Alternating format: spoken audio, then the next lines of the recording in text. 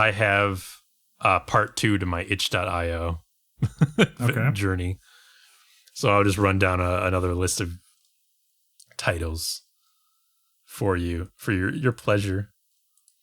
And I'm actually gonna post them to you guys as I talk about them, just to like let you see, because before I think you were looking up each individual game on like a storefront.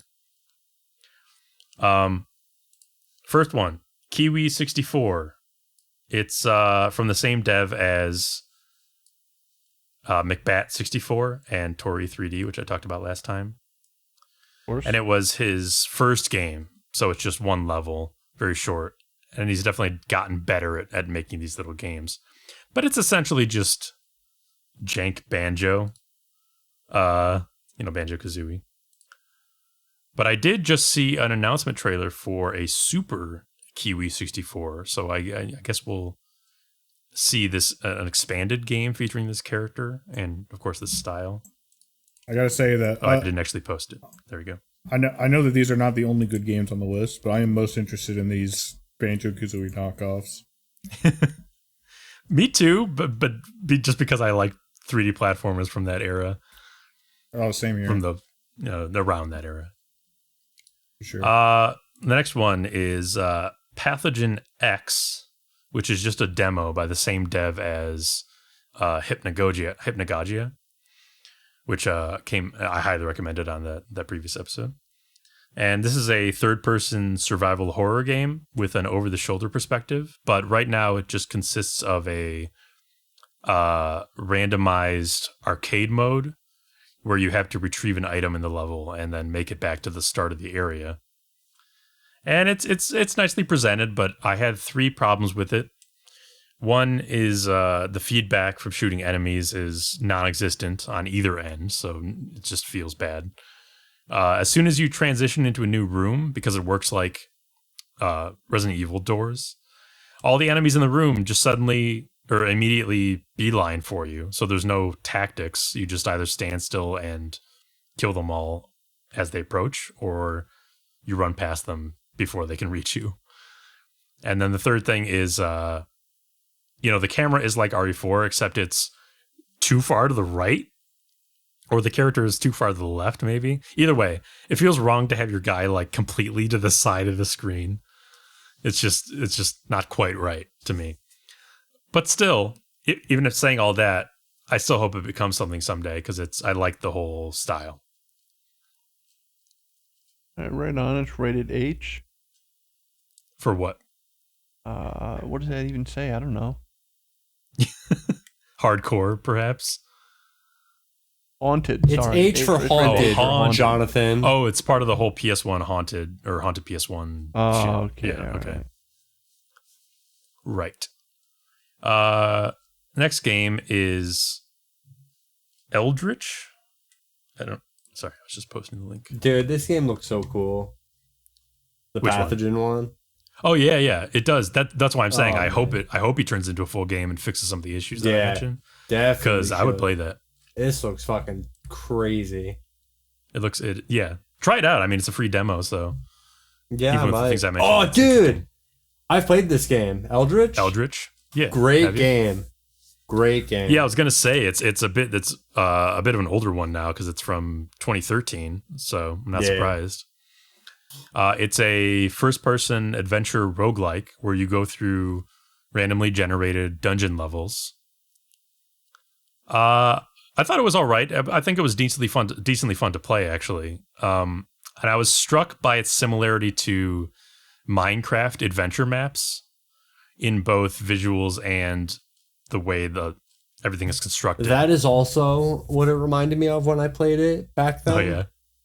Where I was like, oh, it's nice. So I wouldn't be surprised if this developer, started on Minecraft and making those types of maps. Maybe. Could be. I played some of those back in the day. They were fun. Yeah, it's not too much to that game, but it's a roguelike, so you keep getting and randomly generated dungeons, so you keep getting new kind of stuff. Not too new. It's just limited palette, if you know what I mean. Limited new. Button City. Button City is a low poly narrative adventure game about animal people playing arcade games.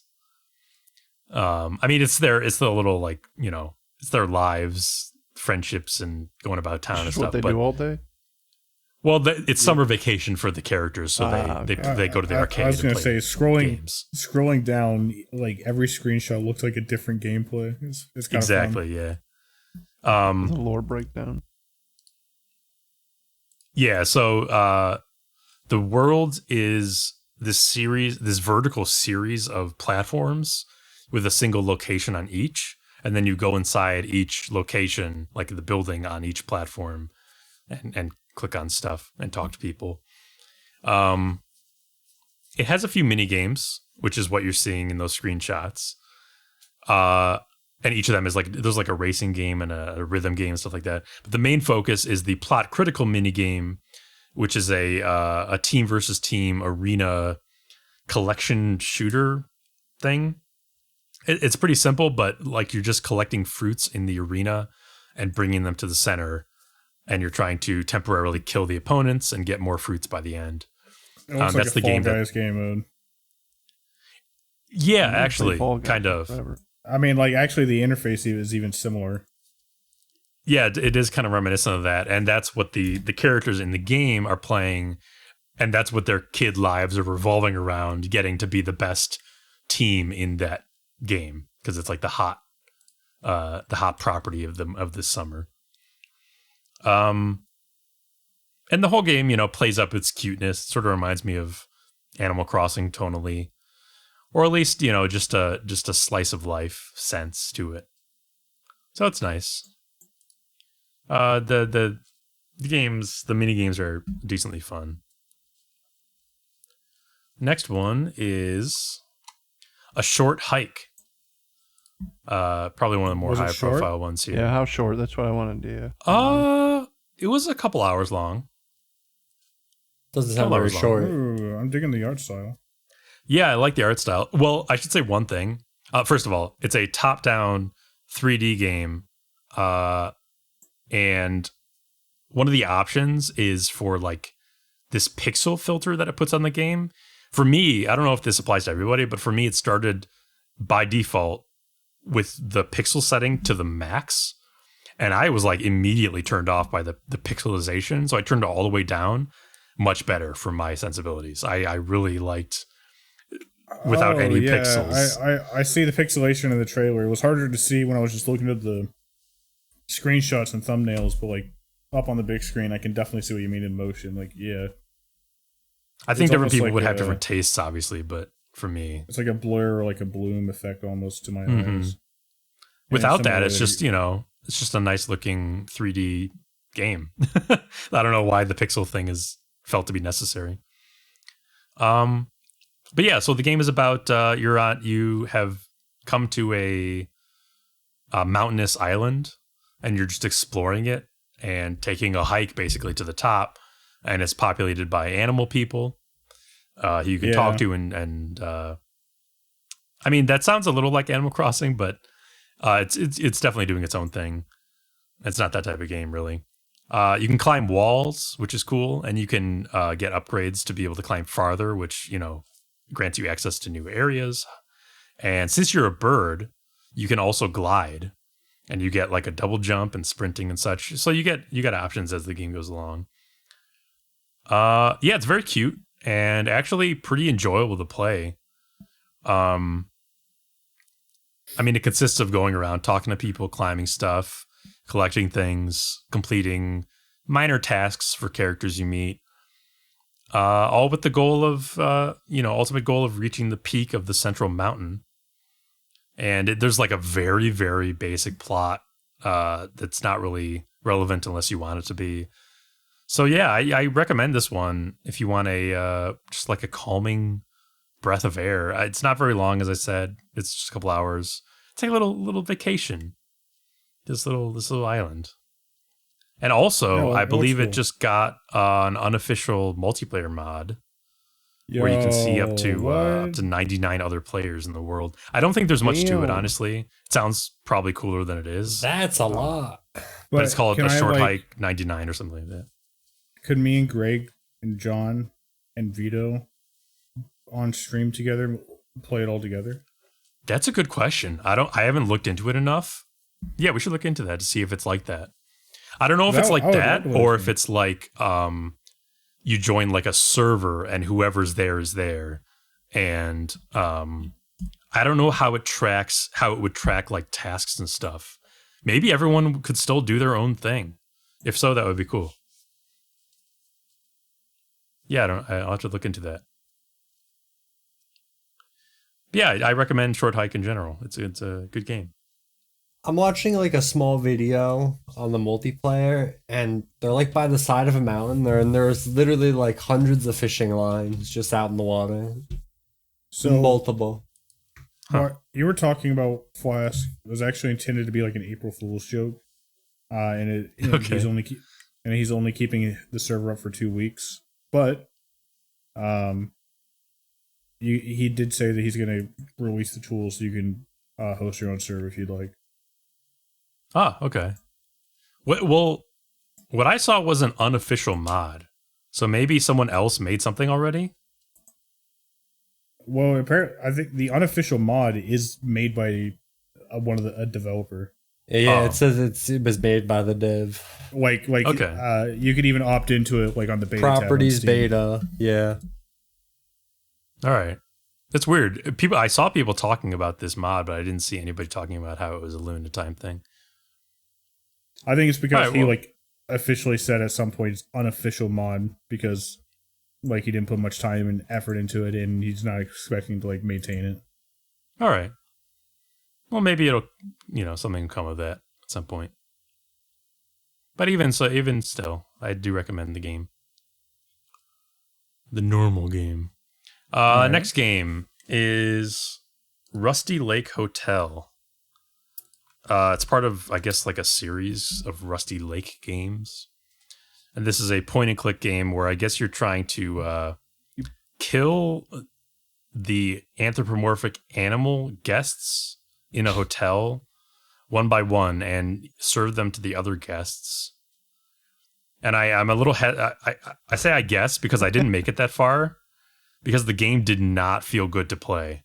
And it might seem like a weird thing to say that a point-and-click game doesn't feel good to play, but it feels like a Flash game. That's like the level it operates at in terms of presentation and control. I don't know what it was about it. It's just like I was immediately turned off by how it felt to play. Very bizarre. Which is too bad because I kind of like the, I don't know, the idea that you're having to it sounds fucking nutty. kill the guests one by one and feed them to the others. You've never played any of the other ones, or never are No. any of the other ones on the list of the games you got? This was my first foray into Rusty Lake. So yeah, I didn't get very far in that one. That's a shame. Next game is Sagebrush, which is a first-person narrative walk-around adventure type game. And you're exploring an abandoned apocalypse cult compound in New Mexico. You're just poking around, finding out what happened there. Pretty bog standard cult story. Like I've definitely seen stuff like this before. It goes for a foreboding atmosphere, but definitely not a scary one. Like it creaks extensively, but nothing ever jumps out at you. You know what I mean? I don't really like the graphics. It's going for like a PS1 style, I guess. But what it actually just looks like is poor modeling covered up with like a negative anti-aliasing filter over it. So everything just looks like a blurry mess. Rough. Yeah. Again, it's like if you can't pull off. This wasn't a problem with a short hike because a short hike you could turn it off. But for Sagebrush and games like it, if you can't pull off like the full style of a PS1 game, just putting jaggy filter over your existing models is not the answer. That's not the same thing. So it just looks blurry. But you know, I played the whole thing just because it's fairly short, and you know, I don't know why I did, because again, it's not like there was anything to it really.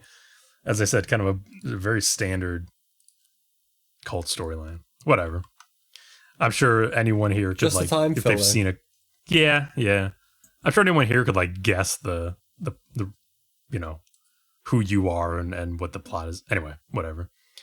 My last game to talk about right now is Minit, MINIT, which is probably the highest profile one on this list. What'd you say, John? I ain't never I heard like of the it. art. Yeah, The art is very nice. in game it is like pixelized, because it's definitely like an homage to the first Legend of Zelda game, so it's got that kind of fidelity level. I had heard of this one before. It's published by Devolver Digital, so it's a little bit step above. But it's a top-down exploration adventure game. Yeah, as I said, in the vein of the original Legend of Zelda, where you only have a minute to rove out into the world before you die and reset to your starting point again. So you just keep going out over and over again, trying to accomplish new things. And certain things persist, like equipment you collect stays with you. So like if you pick up the sword, you have the sword. And as you explore more parts of the world, you unlock new starting points. So you don't just always have to go from the very first house you start in. But it's fun. It's got really simple, infrequent combat, kind of like the combat from the original Legend of Zelda. Just stabbing things in 4 directions. But you get a little, upgrades to that a little bit. And the puzzles are mostly just getting the right new tool to access a new path. You get the skill upgrade that lets you cut down trees, and now you can cut down trees. That's about the level they're at. But it's the whole minute thing is a good little gimmick, and it's a fun little game. All right, right on. Comments Before or we head into the questions? break. No. No Tomba yet, huh? Dude, if it only came in the itch.io bundles, surely I would have played it.